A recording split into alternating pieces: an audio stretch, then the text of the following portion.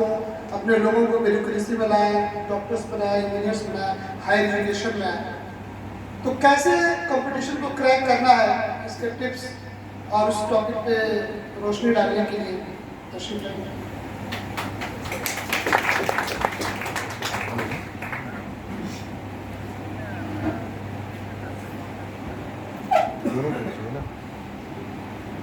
अस्सलाम वालेकुम।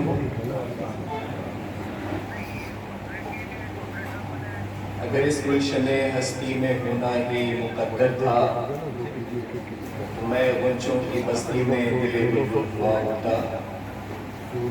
ये अशार अल्लामा जमील मजहरी के हैं। इनकी जाए पैदाइश हसनपुरा, और मेरी खुशनसीबी है कि मेरी भी जाए पैदाइश हसनपुरा की। एक ज़माना था जब सीवान की पहचान इल्म के जरिए होती थी। वो डॉक्टर नाजिम खुशाद हों या बहुत साल अभी नहीं हुए हैं आमिर सुबहानी जैसे लोग, लेकिन उसके बाद एक सिलसिला टूटा हुआ दिखता है। कबल इसके कि मैं किसी बात की तरफ आगे बढ़ूं, अपने सिलसिले में बताना चाहूँगा कि मैं पिछले 22 साल से IIT JEE के लिए बच्चों को मैथ्स पढ़ाने का काम कर रहा हूँ। दिल्ली में 16 साल काम करने के बाद मैं कोटा LN चला गया था, और LN की मुंबई ब्रांच में अभी मैं एज ए इंचार्ज पोस्टेड हूँ। और अभी श्रीनगर में LN लॉन्च हो रहा है, तो मैं वहाँ का इंचार्ज एक्स्ट्रा ड्यूटी के तौर पे डिप्यूट हुआ हूँ। 2019 IIT की फर्स्ट रैंक IIT मुंबई से प्रोड्यूस हुई। कार्तिकेय गुप्ता उस टीम का एक मेंबर मैं भी था। 2020 शोएब आफ्ताब के बारे में आपने सुना होगा, लेकिन इन दोनों रिजल्ट के बाद जब मैं खुद रात में खाना खाने बैठा, तो मैंने अपने आप से सवाल किया कि मेरे कस्बे, मेरे जिले, मेरे आसपास के बच्चे यहां तक अगर नहीं पहुंच पा रहे हैं, तो उस नहीं पहुंच पाने में मैं अपनी जिम्मेदारी कहां तक नहीं निभा पा रहा हूं, इसको मैंने समझने की कोशिश की। और हमें लगता है कि हमें इस पे एक्टिवली काम करना चाहिए। 3 पिलर्स बच्चे की जिंदगी के लिए एज ए पेरेंट आप हजरात, बच्चा बजाते खुद, और वो टीचर्स जो बच्चे को ट्रेन करते हैं, तीनों से मैं मुखातिब। सबसे पहले मुझे आपसे बात करनी है, और 20-22 साल के अंदर मैंने ऐसे पेरेंट्स से मुलाकात की, उन पेरेंट्स के व्यूज में आपके सामने, क्या उनकी पेशरफ्त, कैसे उनके तरीक़ेकार थे, वो मैं आपके सामने रखना चाहता हूं, जिससे कि आपको ये महसूस हो कि अगर आपके बच्चे को नीट जाना है तो जरूरी इस बात की जरूरत नहीं है कि आपको MBBS या आपको MSc BSc पढ़ा होना चाहिए। 1996 दिल्ली की बात मैं कर रहा हूं। क्लास ले रहा था, क्लास लेने के बाद एक औरत ने आकर मुझसे पूछा कि आपने मेरे बच्चे को मैथमेटिक्स में एक टॉपिक होता है कोऑर्डिनेट ज्योमेट्री, आपने उसे पढ़ाया है या नहीं पढ़ाया? आप ये बताएं कि एक टीचर के सामने अगर इस तरह की बात आए कि कोई मैथ्स और मैथ्स का सब टॉपिक और उसकी इंपॉर्टेंस के बारे में सवाल पूछे, तो एक टीचर के माइंड में क्यूरियोसिटी क्या होगी? मैंने उस लेडी से अर्ज किया कि आप बैठे, आपसे मैं 2 लफ्ज गुफ्तगू करना चाहता हूं। सबसे पहला मेरा सवाल था कि आप ये बताएं कि आप किस स्कूल या किस कॉलेज में टीचर हैं। पहला surprising answer, I am a housewife. Then second मैंने क्वेश्चन राइज किया, बहुत मुअद्दबाना तरीके से मैंने पूछा कि आप ये बताएं कि आपकी एजुकेशनल क्वालिफिकेशन क्या है। जब भी ये बात मैं बोलता हूँ, मेरे रोंगटे खड़े होते हैं। उस लेडी ने कहा मैं 6ठी क्लास पास हूं। तो मैंने कहा कि आपको ये कैसे पता कि कोऑर्डिनेट ज्योमेट्री IIT के एग्जाम में इतना इंपॉर्टेंट रोल प्ले करता है? कहा कि जब मेरा बच्चा 8th क्लास में था और मुझे इसे इंजीनियर बनाना था, मैंने लोगों से दरियाफ्त करना शुरू किया कि इंजीनियरिंग का बेस्ट कॉलेज कौन सा हो सकता है। लोगों ने IITs का नाम लिया। मैंने IIT के 25 years के क्वेश्चन बैंक इकट्ठा करके पेपर पैटर्न देखा और सब्जेक्ट का डिस्ट्रीब्यूशन देख के मैंने एक डायरी तैयार की कि जब मेरा बच्चा 11th क्लास में आएगा तो हर दिन उसका टाइम टेबल कैसे मेंटेन होगा। ये है पेरेंटल मैनेजमेंट। तो जिस दिन इस तरह का जुनून आपके अंदर आ जाएगा, आपके बच्चे के लिए NEET, IIT, ISER, ISC, IST जाना कोई मुश्किल काम है। बॉम्बे स्लम के मामले में पूरे एशिया में सबसे बड़ा फर्क देखें पेरेंटल नर्चरिंग का। 2 फैमिली में जानता हूं, राकेश सिंह, रहीम साहब, दोनों के एडजेसेंट स्लम में झुग्गियों में मकान, 12 बाई 14 के कमरे, 6-6 लोग वहां रहते हैं। रहीम साहब के 4 बच्चे, रहीम साहब ऑटो ड्राइवर, चारों के चारों ऑटो ड्राइवर। राकेश जी के 4 बच्चे, वो भी ऑटो ड्राइवर, लेकिन चारों बच्चे डॉक्टर। क्या फर्क है? एक जैसी सहूलत में पले बच्चे कैसे फर्क आता है? कहां से फर्क क्रिएट कैसे होता है? सिर्फ डिटर्मिनेशन है पेरेंटल मैनेजमेंट। आपकी सोच, आपका तहिया, आपका डिटर्मिनेशन, आपके अंदर जो पैशन है बच्चों को कुछ बनाने का, वो फर्क पैदा करता है। तीसरा एग्जांपल एक और है, बिट्स रेजिडेंशियल स्कूल पिलानी का। मुझे याद है 1998 में एक बच्ची को मैंने पढ़ाया फर्स्ट टर्म में। 12th के बाद किसी इंजीनियरिंग कंपटीशन में कोई सिलेक्शन, कहीं सिलेक्शन नहीं, लेकिन फादर जानकारी मुहैया किया, पता किया मुझे अपने बच्चे को ड्रॉप आउट नहीं करना है, बताएं मेरे बच्चे के लियाकत के एतबार से कौन सी फील्ड बेस्ट होगी। 3 साल BSc इलेक्ट्रॉनिक्स करने के बाद बच्ची ने 2 साल माइक्रोबायोलॉजी यानी बायोइन्फॉर्मेटिक्स साइंसेज में मास्टर्स करके IIT दिल्ली से PhD, और जिस IIT में बच्ची पहुंच नहीं पाएगी, आज वो बच्ची उस IIT में एज ए लेक्चरर काम कर रही है। ये है पेरेंटल। आप चीजों को समझें, क्योंकि सरमाया आपका है, बच्चे आपके हैं, फ्यूचर आपका है। आप अपनी जिम्मेदारी से हटे नहीं। अब वो जमाना गया ये कह के निकल जाना है कि मैंने अपने बच्चे को अच्छा स्कूल दे दिया, अच्छी कोचिंग दे दी, अच्छा ट्यूशन दे दिया, इतने से काम नहीं चलेगा। शुएब आफ्ताब के बारे में जो नीट में बच्चे ने 720 आउट ऑफ 720 स्कोर किया, उसके माँ के बारे में आप पढ़ें, माए यहाँ तशरीफ फरमाए, देखिए कैसे जिम्मेदारी निभाई जाती है। फादर का बैकग्राउंड पहले चाय की दुकान, बाद में पाइप फिटिंग का काम करते थे। बहुत ज्यादा सरमाए की जरूरत नहीं है बच्चों को ऊंचाई तक ले जाने की। चाहिए क्या? आपके अंदर पैशन,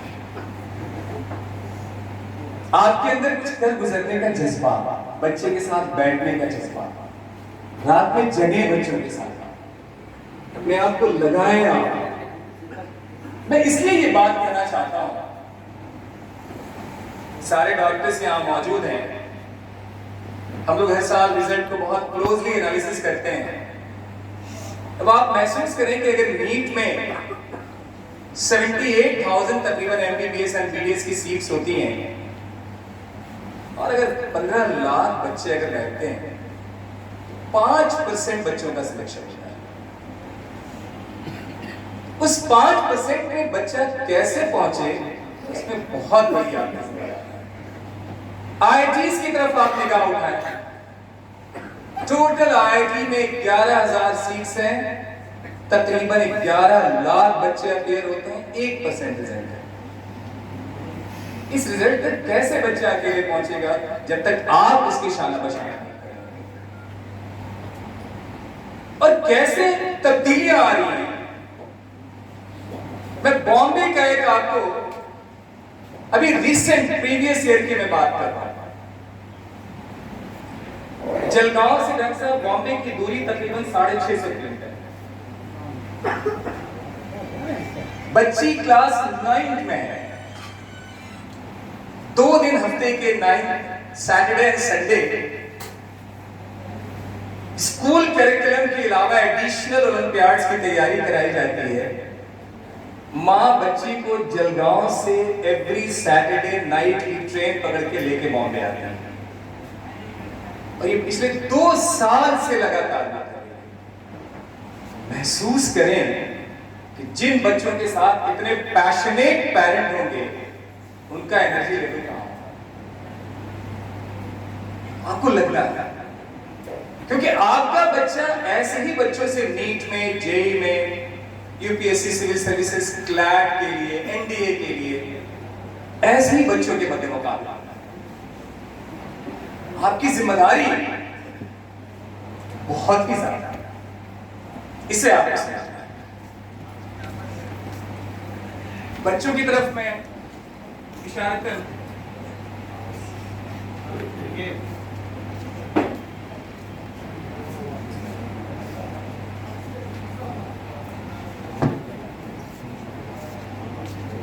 जी जी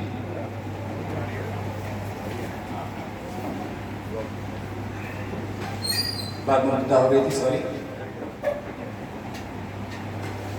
बात जो मुझे पॉइंट दिया गया कि कंपटीशन की तैयारी कैसे की जाए। बीइंग ए टीचर मैंने टॉप 100 जो रिजल्ट आईआईटी के और नीट के देखे हैं, उनमें से कोई रेयर बच्चा हमारे सामने ऐसा नहीं होगा जिसने स्कूल स्टेज में कभी ओलंपियाड का एग्जाम ना दिया होगा। सबसे पहली गुजारिश मैं पेरेंट्स से करूंगा कि आप अपने बच्चों को क्लास 6 ऑनवर्ड जितने भी ओलंपियाड्स के एग्जाम्स होते हैं उनमें आप बच्चों को जरूर बिठाएं। 10th में एनटीएससी का एग्जाम होता है, अपीयर कराएं ताकि बच्चों को इनिशियल स्टेज में कंपटीशन का जायका मिलना चाहिए। उन्हें पता चले कि कंपटीशन होता क्या है, ऑब्जेक्टिव पेपर देते कैसे, नेगेटिव मार्किंग होता क्या है, ऑल ओवर इंडिया 1 लाख बच्चों में रैंक आती कैसे, होनहार बच्चों से हम कितने पीछे हैं। 11th क्लास 12th क्लास के बच्चों से कह रहा हूं, खासतौर से पेरेंट्स से भी कह रहा हूं, एक एग्जामिनेशन है KVPY, किशोर वैज्ञानिक प्रोत्साहन योजना, ministry of science and technology, government of India. Exam conducted by IISc Bangalore. 11th में बच्चा होगा, इस एग्जाम को दे करके 12th के बाद 5 ईयर का integrated program in the field of physics, chemistry, mathematics and biological science. Doctor हजरात यहाँ मौजूद हैं। बायोलॉजी का एडवांसमेंट मैं देख रहा था, IISc बेंगलोर में तकरीबन 62 different streams of biology, from cellular biology to microbiology to दीगर बहुत सारे। बायोलॉजी में इस वक्त इतना एडवांसमेंट है, आपको सोच के हैरत होगी। Mathematical biology, geographical biology, biological economics, इस तरह के भी कोर्सेज बायोलॉजी के साथ अटैच होने लगे। IISc बेंगलोर इस वक्त रिसर्च के मामले में इंडिया का हेवन है। 11th क्लास में अगर आपका बच्चा है KVPY का एग्जाम दे करके 12th के बाद 5 ईयर का रिसर्च ओरिएंटेड प्रोग्राम वहां पे ज्वाइन कर सकता है। अगर नहीं होता है 12th में दोबारा से वो एग्जाम दे सकता है। अगर 12th भी नहीं होता है तो BSc पार्ट 1 में जब होगा उस वक्त भी वो एग्जामिनेशन देके IISc बेंगलोर में 5 ईयर का रिसर्च ओरिएंटेड प्रोग्राम वहां पे दाखिला ले सकता है। और IISc में जाने का फायदा आपके सामने मैं रखना चाहता हूं कि IISc में अगर आपका बच्चा जाता है तो सबसे पहली गेन क्या है, government of India every year 5,000 का स्कॉलरशिप बच्चों को देती है पढ़ने के लिए, और साल में एक प्रोजेक्ट बच्चों को दिया जाता है और उस प्रोजेक्ट की रिपोर्ट सबमिट करने के बाद एडिशनली 20,000 का फंड यानी 80,000 का स्कॉलरशिप पर एनम गवर्नमेंट आपको प्रोवाइड करती है। और आईआईएससी बेंगलोर में किसी भी कोर्स को करने की पर ईयर की फीस सिर्फ 15,000 है, यानी 65,000 रुपए आपको बचेंगे, जिसमें बड़े आराम से आप हॉस्टल में रहने और खाने की सारी चीजें आप अपने बलबूते कर सकते हैं। आपके पेरेंट के ऊपर एक पैसे का कोई बर्डन नहीं। इसी से लगा हुआ एक और नया कंपटीशन आपके सामने मैं रखा हूं, NEST NEST, ministry of atomic energy, DAE। 2 college, NISER Bhubaneswar and CEBS Mumbai, 5 year का इंटीग्रेटेड प्रोग्राम। और यहां से मास्टर्स करने के बाद आपका बच्चा किसी भी गवर्नमेंट ऑर्गेनाइजेशन के research oriented program in the department of atomic energy वहां पे as a junior scientist appoint होता है। और उस कॉलेज में पढ़ने के लिए बच्चे की फीस आती है 18,500। और वहां भी अगर आपका बच्चा एडमिशन लेता है तो हर महीने 5,000 का गवर्नमेंट स्कॉलरशिप प्रोवाइड करती है। तो चीजें इतनी ज्यादा हैं, समझना है, एक्सप्लोर करना है, ढूंढना है आपको। डॉक्टर हजरात यहाँ मौजूद हैं, खास तौर से बार बार मुझे शुक्रिया अदा करना और डॉक्टर अतहर साहब का खास तौर से कि अपनी सरजमीन पे कुछ बच्चों से बात करने का मौका आपने फराहम किया। बहुत सारे बच्चे सोचते हैं MBBS करना और बड़ी मुश्किल से MBBS होगी क्योंकि MBBS की फीस बहुत ज्यादा है। लेकिन आप तमाम बच्चों से मैं कहना चाहूंगा कि all India medical sciences AIIMS Delhi की फीस एक साल की 1685 रुपये, 1685 रुपए एक साल की MBBS की फीस में। अपने आप को वहां तक पहुंचने के लायक बनाए। FMC Pune 20,000 per annum MBBS की fees, JIPMER Pondicherry 6,000 per annum की फीस MBBS की। मैमसी मौलाना आजाद मेडिकल कॉलेज तकरीबन 2,500 के आसपास। बनाए अपने आप को वहां तक पहुंचाने के लिए, ऐसा ऐसी रैंक लाएं, कोशिश करें। चीजें मुश्किल नहीं है, मुश्किल हम बनाए। अगर आप ऐसे कॉलेजेस में दाखिले के लिए आप, और पीछे से भाई ने आवाज लगाया अलीगढ़ मुस्लिम यूनिवर्सिटी के बारे में, नो डाउट दुनिया की सारी जितने भी कोर्सेज हैं अगर आप कंपेयर करेंगे तो अलीगढ़ मुस्लिम यूनिवर्सिटी की फीस हर कोर्स की दीगर कॉलेज से काफी कम है। और एक अपना कल्चर है आपके लिए, पढ़ें। बच्चों से मुखातिब होता हुआ एक बात मैं कहना चाहूंगा, खास तौर से मैंने आज तक ऐसे बच्चों को कभी कंपटीशन में सक्सेस होते हुए नहीं देखा जिन बच्चों को पढ़ने के लिए कहने की जरूरत पड़े। आपको अपने लिए इग्नाइट होना है, अपनी जिम्मेदारी को समझना है और क्या लियाकत, जो चीज एक कंपटीशन क्रैक होने के लिए चाहिए वो सारी चीजें आपके पास है। फर्क क्या है? दीगर चीजों से निकाल कर उसको किताब में ले आया। 3 एग्जाम्पल से मैं अपनी बात को आगे बढ़ा रहा हूं। अगर फुल कंसंट्रेशन से किसी किताब की किसी लाइन को पढ़ा जाए, ऐसा क्या है जो हम समझ नहीं सकते? लेकिन देखना इस बात का है कि क्या ऐसा कंसंट्रेशन हमारे अंदर है या नहीं। एग्जाम्पल थोड़ा कॉमन है लेकिन देना चाहूंगा। आप मुझे बताएं, जब आप मोबाइल में बबल शूटर का गेम खेलते हैं तो आपको पता नहीं होता है कि आपके बगल कौन आ रहा है, पीछे कौन उतार रहा है, आगे से क्या काम रहा है। काश यही कंसंट्रेशन मोबाइल से निकल के किताब में आ जाए। किसी काम को जब आप करें तो शौक आपके अंदर होना चाहिए। स्पोर्ट्स आप खेलते हैं, बैडमिंटन खेलते हैं, पेरेंट्स ने 1 घंटे का टाइम दिया आपको खेलने के लिए। जैसे 55 मिनट हुए, वालिद ने या वालिदा ने आवाज लगाई कि टाइम पूरा हो रहा है, खेलना बंद करो, मुझे नहीं मालूम आप क्या कहेंगे, लेकिन एक बात जरूर कहेंगे, प्लीज 10 मिनट और।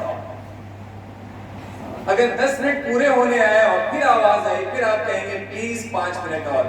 काश यही आवाज पढ़ने के दरमियान आपकी निकले। वालिदा कहें किताब बंद करना है, आप कहें प्लीज 10 मिनट और। गली में छोटा मैच आप खेलते हैं, किसी ने अगर गलत आउट दे दिया तो आप आउट नहीं होना चाहते, क्योंकि हारने का आपके अंदर जज्बा नहीं है, आप हारना नहीं चाहते हैं। काश यही चीज को आप अपनी पढ़ाई, अपने कंपटीशन के साथ आप लगाएं, अपने एग्जाम के साथ लगाएं। मैं आईआईटी दिल्ली के डायरेक्टर का एक इंटरव्यू कोट कर रहा हूं कि जब मैं आईआईटी के बच्चों की क्लास लेने जाता हूं और 100 बच्चे हमारे सामने बैठे होते हैं और मैं क्लास में कोई टॉपिक शुरू करता हूं, तो 100 में 5 बच्चे ऐसे होते हैं जो हमारी टॉपिक को बहुत जल्दी समझ पाते हैं।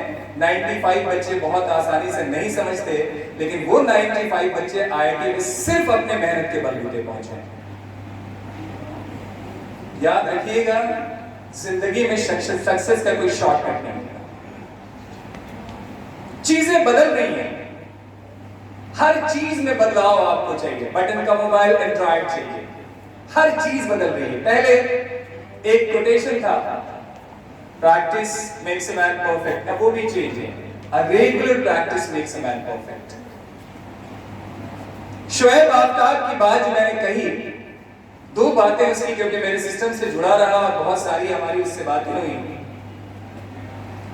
लॉकडाउन के पीरियड में महसूस करें डॉक्टर साहब कि 4 महीने के गैप में उस बच्चे ने तकरीबन 222 आइडेंटिकल नीट के पेपर घर पे सॉल्व किए। बड़ी चीजें बड़ी एफर्ट के साथ पढ़ें, लाइन बनाएं, टारगेट है, भरोसा माने। मुझे नहीं लगता है कि चीजें मुश्किल है। किताब का सिलेक्शन अच्छा करें, बहुत ज्यादा किताबों से अपने आप को अटैच न करें। स्कूल की टेक्स्ट बुक, नीट के लिए खास तौर से मैं कहना चाहूंगा, एनसीईआरटी, एनसीईआरटी, एनसीईआरटी, कुछ इसके अलावा खूब ससरी निगाह से एनसीईआरटी को पढ़ने की कोशिश करें। मुझे लगता है 95% क्वेश्चन एनसीईआरटी बेस्ड ही होता है। जेई में थोड़ा सा सिनेरियो मैथ्स में आता है, अदरवाइज फिजिक्स और केमिस्ट्री की बात करें एनसीईआरटी। 1-2 किताबें और मैं पेरेंट्स को कहूंगा। एक किताब है एनसीईआरटी एग्जाम्पलर। गूगल जब आप सर्च करेंगे, फ्री डाउनलोड का ऑप्शन, ये क्लास 6 से 12 तक की सारे सब्जेक्ट पे ऑनलाइन ये बुक फ्री डाउनलोड के साथ अवेलेबल है।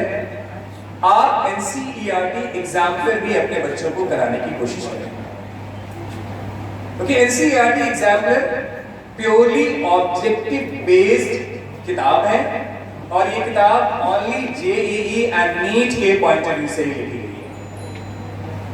किताबों का सिलेक्शन अच्छा हो, टाइम टेबल अच्छा बना है, और हमेशा याद रखें, कोचिंग, ट्यूशन, स्कूल, इसके अलावा अगर आपको नीट या जेईई की तरफ अगर आपको जाना है तो एटलीस्ट 5 आवर्स मिनिमम आपका सेल्फ स्टडी का होना चाहिए, फुल कंसंट्रेशन के साथ। ऐसा ना हो कि किताब खुली हो और जहन डिस्ट्रैक्शन है। जहन के बिखराव को हटाना है, आइसोलेशन। इस पीरियड में जब इस ऑर्गेनाइजेशन ने नीट का रिजल्ट दिया और वेबिनार हुआ और अभ्यानंद जी भी थे और मैं भी था, रिजल्ट का एनालिसिस चल रहा था और उस एनालिसिस में इस बार देखा गया कि नीट में इस बार स्कोर बच्चों का ज्यादा हुआ। उस ज्यादा होने के पीछे 2-3 वजूहात हैं। उसमें एक वजह यह है कि लॉकडाउन पीरियड को कुछ बच्चों ने बहुत ही ग्रेस पीरियड के तौर पे इस्तेमाल किया। क्योंकि उनको आइसोलेट होने का मौका मिला, सेल्फ स्टडी और कंसंट्रेशन को बढ़ाने का मौका मिला। विद पॉजिटिविटी, विद प्लानिंग उन्होंने इस पीरियड को इस्तेमाल किया। और वो लॉट जो पहले पीछे छूट जाया करता था, वैसा लॉट आगे निकला। चीजें बहुत हैं, फील्ड्स बहुत सारी हैं। इंशाल्लाह आपके क्वेश्चन आंसर सेशन में हम लोग आपके सामने हैं और सारे आपके क्वेश्चन हम लेंगे। इनफैक्ट बातें और भी बहुत सारी करनी है, लेकिन बहुत दीगर नजरात हैं, उन्हें मौका मिले और बहुत सारी उनकी बातों से आप फैज़याब हो। 2 कोर्सेज के बारे में और बात रख के मैं अपनी बात को कंप्लीट करता हूं। पहले एमबीए के लिए एक रास्ता निकलता था कि पहले आपको ग्रेजुएशन करना है, आइदर साइंस, आर्ट्स, कॉमर्स या एमबीबीएस आप कर लें या इंजीनियरिंग कर लें, और उसके बाद आप एमबीए के लिए एंट्रेंस का सहारा लें और इंडिया का बेस्ट एग्जामिनेशन कैट, जहां से आपको आईआईएम में दाखिला मिलता है। लेकिन आपको सोच के हैरत होगी, जान के हैरत होगी कि अब आईआईएम ने 12th के बाद भी 5 ईयर का इंटीग्रेटेड प्रोग्राम लॉन्च कर दिया है। और अगर आप आईआईएम पहुंचना चाहते हैं, IIM Indore, IIM Rohtak 12th के बाद आपके लिए ऑप्शन दे रहा है। आप 12th के बाद एंट्रेंस देके 5 ईयर का इंटीग्रेटेड एमबीए प्रोग्राम ज्वाइन कर सकते हैं। मेडिकल इंजीनियरिंग के अलावा बच्चों को लॉ की तरफ आप ले जाएंगे। नेशनल लॉ यूनिवर्सिटी, अमजद साहब की बातें मैं सुन रहा था, अभी बहुत सारे ऐसे मसले हुए हैं कि अपने कौम के लोगों के केस को हैंडल करने के लिए वकील अवेलेबल नहीं हो पा रहे। कमी वहां भी। क्लैट एक एग्जामिनेशन है 12th के बाद, 23 नेशनल लॉ यूनिवर्सिटीज हैं, best institution for LLB. 5 year का इंटीग्रेटेड प्रोग्राम है। 12th के बाद क्लैट का एग्जाम जैसे नीट होता है, जैसे जेई होता है, वैसे ही क्लैट का एग्जामिनेशन साल में एक बार होता है। 12th के बाद इस एग्जामिनेशन को वो बच्चा जो 12th आइदर आर्ट्स, साइंस या कॉमर्स किसी भी स्ट्रीम से 12th हो, वो इस एग्जाम को फेस करके 5 ईयर का इंटीग्रेटेड प्रोग्राम ज्वाइन करके बेहतरीन एक एलएलबी की डिग्री ले सकता है। क्लैट के बारे में भी आप सोचें। सीवान से यूपीएससी सिविल सर्विसेज के बारे में तो कहना ही नहीं है। एक पैशन होता है आपके लिए कि आप सिविल सर्विसेज की तरफ बढ़े आप। ग्रेजुएशन में एटलीस्ट ऐसा सब्जेक्ट सेलेक्ट करने की कोशिश करें जो ऑप्शनल में आपको बहुत मदद करे। खास तौर से ह्यूमैनिटीज के सब्जेक्ट, एंथ्रोपोलॉजी, इस तरह के सब्जेक्ट की तरफ आप बढ़ें। दुनिया बदल रही है, चीजें बहुत बदल रही हैं, ऐसी ऐसी फील्ड इमर्ज हो रही है। मेडिकल साइंस से लगी हुई बायोमेडिकल इंजीनियरिंग का जमाना आ रहा है, बायोफिजिक्स का जमाना आ रहा है, जेनेटिक्स इंजीनियरिंग का जमाना आ रहा है, आर्टिफिशियल इंटेलिजेंस का जमाना आ रहा है।